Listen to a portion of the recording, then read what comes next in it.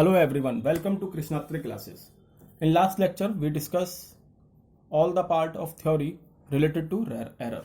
तो जितना भी एरर से रिलेटेड थ्योरी का पार्ट था वो हम लोग कंप्लीट कर चुके हैं. आज के लेक्चर में हम लोग एरर से रिलेटेड कुछ क्वेश्चंस देखने वाले हैं और इसी के साथ आपका ये chapter unit and measurement finish हो जाएगा आज. तो बिना टाइम बर्बाद करे हम लोग आगे चलते हैं और क्वेश्चंस देखते हैं.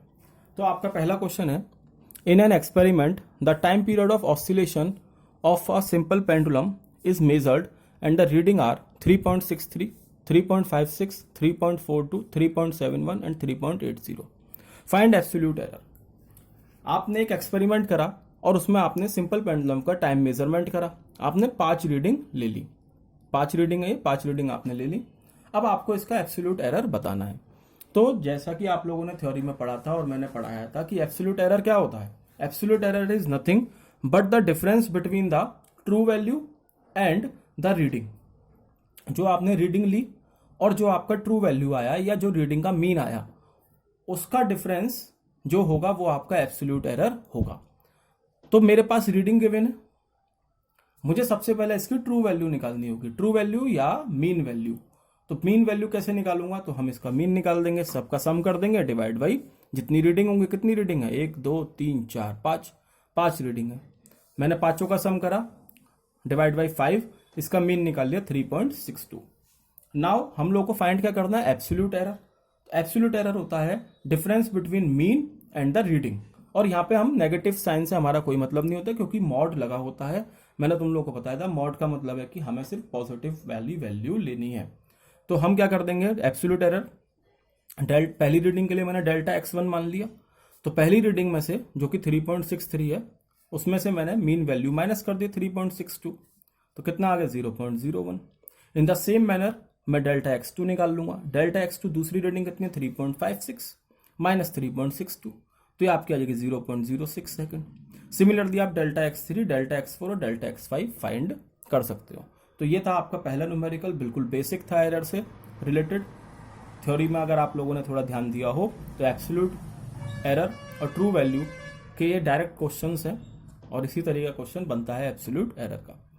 Now the next question which is related to error of sum. अगला क्वेश्चन आपका एरर ऑफ सम से रिलेटेड है. हम लोगों ने एरर ऑफ सम देखा था जिसमें हम लोग कैसे एरर निकाल रहे थे क्वांटिटी का. दोनों इंडिविजुअल क्वांटिटी के एरर को हम ऐड कर देंगे तो हमारा टोटल एरर आ जाएगा क्वांटिटी का. अब देखते हैं इस क्वेश्चन में क्या बोल रहा है. क्वेश्चन में कह रहा था length of 2 rods are measured to be L1 is equal to 10.3 plus minus 0.03 centimeter and L2 is equal to 8.3 plus minus 0.01 centimeter. Calculate the sum and difference in length with error limits. 2 rod की length दे रखी है with their errors. 10.3 plus minus 0.03, 8.3 plus minus 0.01. तो देखो ये तो length का measurement है जो मेरा आया और ये क्या है जो साथ में लिखा है, ये इनका एरर है. मतलब इतना एरर इस मेजरमेंट में हो सकता है. ठीक, अब हमसे ये पूछ रहा है कि हमें दोनों रॉड की लेंथ का सम निकालना और डिफरेंस निकालना. सम भी निकालना है, डिफरेंस भी निकालना है विद देयर एरर लिमिट्स. सो हमें L1 गिवन है 10.3 plus minus 0.003 centimetre, L2 given है 8.3 प्लस माइनस 0.01 सेंटीमीटर. एरर में सम हो या डिफरेंस हो, दोनों के लिए ही जो मेन एरर होगा क्वांटिटी का एरर वो कैसे निकलेगा, दोनों एरर को प्लस करके. ये अभी डिस्कस करा लास्ट लेक्चर में. तो दोनों का एरर कितना, 0.03, 0.01. इन दोनों एरर्स को मैं ऐड कर दूंगा तो मेरे पास क्वांटिटी का एरर कितना है, प्लस माइनस 0.04 सेंटीमीटर. ये आ गया एरर. अब मुझसे पूछ रहा है लेंथ का सम निकालना है और डिफरेंस निकालना है. तो लेंथ का सम कैसे निकालूंगा, मैं इन दोनों क्वांटिटीज को ऐड कर दूंगा. 10.3 प्लस 8.3 तो आपका सम आ गया 18.6 सेंटीमीटर. डिफरेंस कैसे निकालूंगा, तो दोनों को माइनस कर दूंगा, L1 माइनस L2, 10.3 माइनस 8.3 तो 2 सेंटीमीटर आ गया. तो मेरा जो सम आएगा दोनों लेंथ का वो कितना है, 18.6 विद देयर एरर्स. तो 18.6 प्लस माइनस 0.04 सेंटीमीटर और डिफरेंस कितना आएगा, तो 2 सेंटीमीटर प्लस माइनस 0.04 सेंटीमीटर. तो ये आपका हो गया सम और डिफरेंस का. सिंपल लॉजिक था कि हम लोगों को जो एरर दे रखी है उनको ऐड कर दो तो ओवरऑल एरर मेरे पास आ जाएगा, चाहे वो सम हो या डिफरेंस हो. यही चीज हम लोगों ने थ्योरी में पढ़ी थी. अब अगला क्वेश्चन जो है वो हमारा रिलेटेड है, अगला क्वेश्चन हमारा रिलेटेड है एरर ऑफ प्रोडक्ट से, एरर ऑफ प्रोडक्ट। तो एरर ऑफ प्रोडक्ट देखेंगे अब हम लोग। अभी तक तो आसान क्वेश्चन थे, अब धीमे धीमे हमारे क्वेश्चंस का लेवल बढ़ रहा है। तो आगे हमारा एरर ऑफ प्रोडक्ट क्या बोल रहा है कि एक area of rectangle is measured by measuring its side, the sides are found to be 2.0 plus 0.1 centimetre and 4.00 plus 0.01 centimetre. ठीक है, एक बात ध्यान दो, यहाँ 2.0 लिखा है या 4.00 लिखा है, क्यों? क्योंकि इनके एरर्स को देखो, यहाँ 0.1 है तो हमने एक ही जीरो लगाया है, यहाँ 0.01 है इसलिए हमने 2 जीरो लगाए हैं डेसिमल के बाद। इस चीज़ों का ध्यान देना होता है। एरर या यूनिट एंड मेजरमेंट चैप्टर में इन्हीं छोटी छोटी बारीकियों का हमें ध्यान रखना होता है।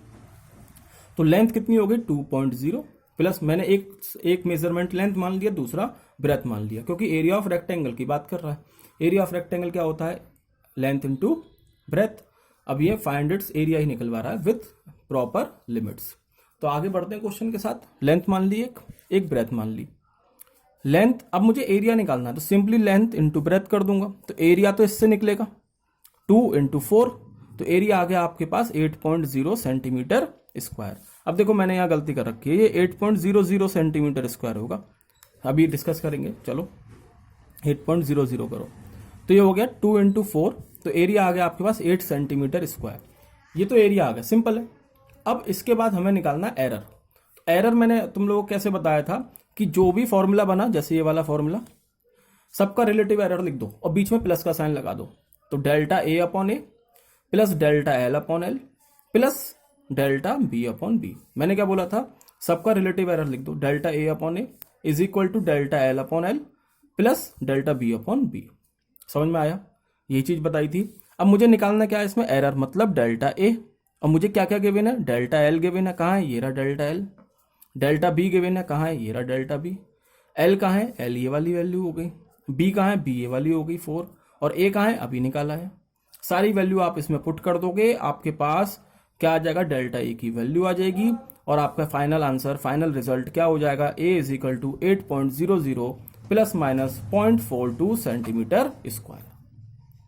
ये आपका हो गया एरर ऑफ प्रोडक्ट पे क्वेश्चन।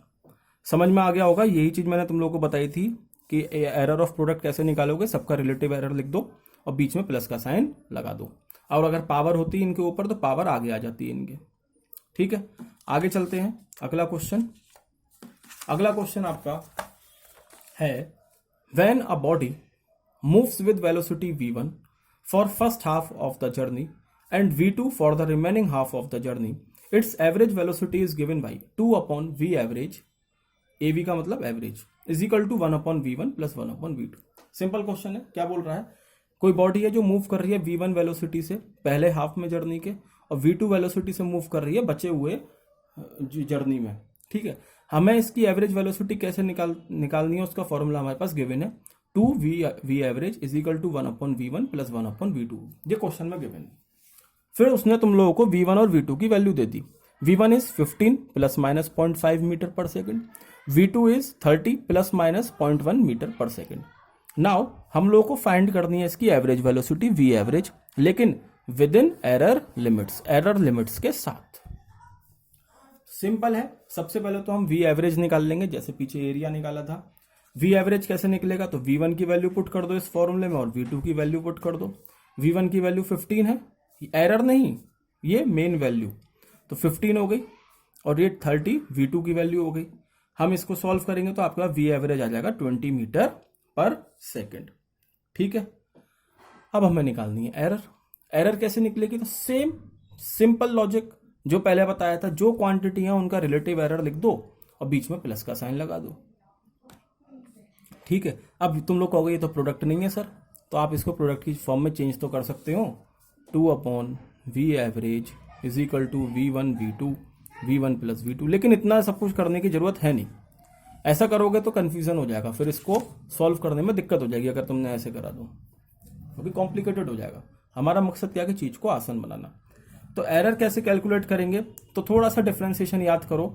मैंने बोला था कि d, देखो यहाँ क्या बन रहा है, अगर मैं इसका डिफरेंशिएशन करूं तो ये क्या बन रहा है? v एवरेज की पावर -1 हो जाएगी, ऊपर जाएगी तो तो -1 आगे आ जाएगा, बताया था ये वाला चीज। dv av अपॉन, क्योंकि -1 क्या हो जाएगा, v एवरेज d अपॉन की पावर -1, ये -1 आगे आ जाएगा, तो ये हो जाएगा d नहीं है, ये हो जाएगा आपका v एवरेज की पावर -1, मतलब v एवरेज की पावर -2। इसको मैं नीचे ले जाऊंगा तो ये हो जाएगा 1 अपॉन वी एवरेज की पावर 2, और यहाँ माइनस रहेगा, और ये 2 पहले से यहाँ पर है तो ये तो लिखा ही जाएगा। सिमिलरली इसको करोगे तो D V one upon V one square हो जाएगा। इसी तरीके से इसको करोगे तो D V two upon V two का स्क्वायर हो जाएगा। माइनस माइनस सब में आएगा तो ये माइनस क्या हो जाएगा, प्लस हो जाएगा, प्लस हो गया, बस तो हो गया तुम लोगों का सोल्यूशन।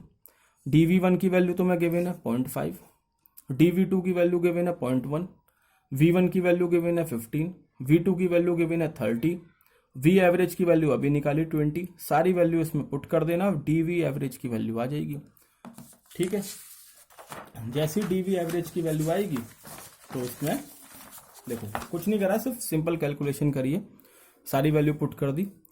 डी वी एवरेज की वैल्यू आपकी 0.46 मीटर पर सेकंड आएगी। ठीक है, तो आपकी वी एवरेज कितनी आई थी 20.00 प्लस माइनस 0.46 मीटर पर सेकंड आपकी वी एवरेज की वैल्यू हो गई विद देयर लिमिट। ठीक है, तो ये आपका क्वेश्चन हो गया। अच्छा लगा होगा इस क्वेश्चन को करके, अगर समझ में आ गया तो आसान क्वेश्चन है, थोड़ा डिफरेंशिएशन का हमने इसमें यूज करा है। Now the next question, next question is the period of oscillation of a simple pendulum. अब देखो इस क्वेश्चन में मैंने थोड़ा लेवल और अप कर दिया है, थोड़ा लेवल बढ़ा दिया है। इस क्वेश्चन में क्या बोल रहा है कि सिंपल पेंडुलम का हमें टाइम पीरियड दे रखा है, और शायद ये फॉर्मूला तुम लोगों ने पहले पढ़ रखा हो। क्या होता है सिंपल पेंडुलम के टाइम पीरियड का formula, t is equal to 2 pi under root L upon G. ठीक है, ये फॉर्मूला हमें गिवन है। आगे बोल रहा है कि लेंथ जो है, मतलब एल की वैल्यू हमें गिवन है क्वेश्चन में 10 सेंटीमीटर। इस लेंथ को मेजर करने में जो एरर आया वो हमें गिवन है 1 mm। टाइम की वैल्यू हमें गिवन है 0.5 सेकेंड। ठीक है, और आगे क्या बोल रहा है वो, the time of 100 oscillations, 100 oscillations का जो टाइम है वो हमने मेजर्ड करा है किससे, एक स्टॉप वॉच से, जिसका रेजोल्यूशन कितना है 1 सेकेंड है। ठीक है, 1 सेकेंड रेजोल्यूशन वाली स्टॉप वॉच से हमने 100 ऑसिलेशंस का टाइम मेजर करा। हमें क्या निकालनी है, find percentage error in determination of G. G की वैल्यू निकालने में मेरा कितना परसेंटेज एरर आएगा ये निकालना है।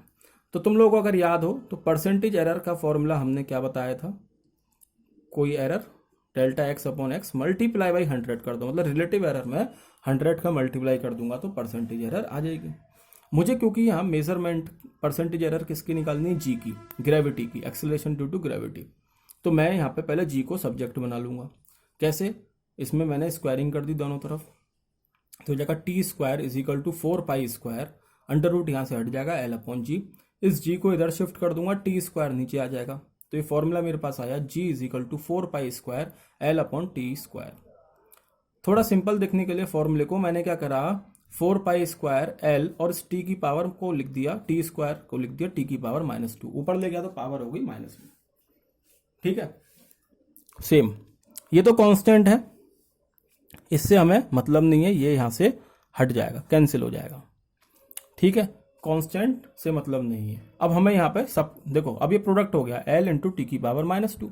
तो मैंने क्या बताया था, सबका रिलेटिव एरर लिख दो, लिख दिया भाई, delta G upon G plus is equal to delta L upon L, और जो पावर होगी वो आगे आ जाती है, ये चीज मैं तुम लोगों को बता चुका हूँ। पावर कितनी है -2, और इसका relative error delta T upon T. ठीक, अब मैंने बताया था कि अगर मैक्सिमम एरर निकालना है तो हमें पूरे में माइनस की जगह प्लस लगाना होता है, तो इस माइनस की जगह प्लस आ जाएगा बस। तो हमारा delta G upon G maximum हो गया ये error delta L upon L plus 2 into delta T upon T. ये क्या हो गई, ये रिलेटिव एरर हो गई। ठीक है, अब अगर मुझे परसेंटेज एरर निकालनी है तो इसमें मैं 100 का मल्टीप्लाई कर दूंगा।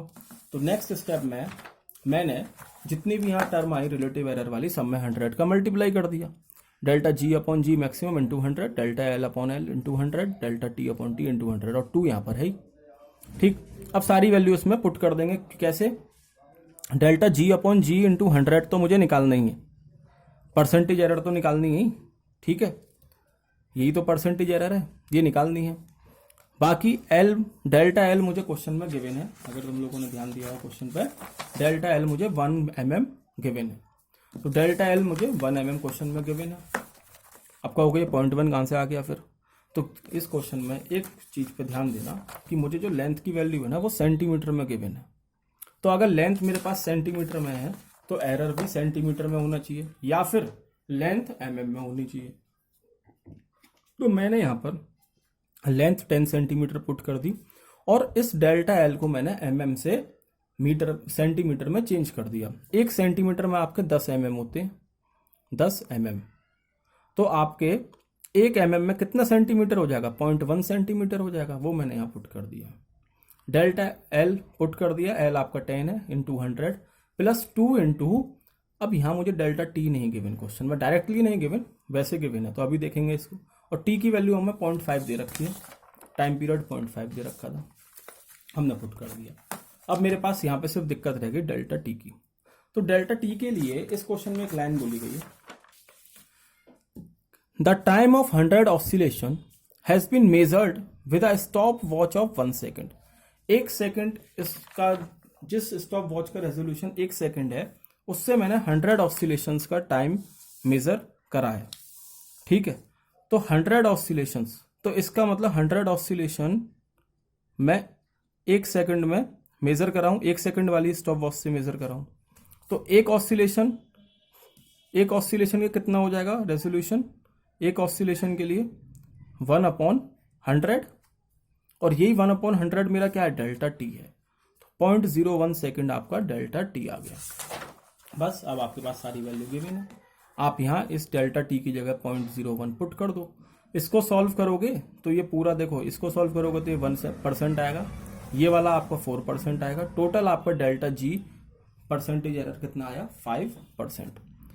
तो ये था आपका numerical section of chapter 2 unit and measurement and the topic of error. Error topic के आपके ये कुछ क्वेश्चंस थे जो हमने आज डिस्कस करे हैं। आज आप लोगों का unit and measurement chapter finish हो गया है। नेक्स्ट लेक्चर में, नेक्स्ट क्लास से हम लोग motion in straight line start करेंगे, चैप्टर 3। ओके, अगर वीडियो पसंद आया तो वीडियो को लाइक करें, चैनल सब्सक्राइब करें, कमेंट करें, शेयर करें और घर पे रहें, स्वस्थ रहें। Okay, thank you.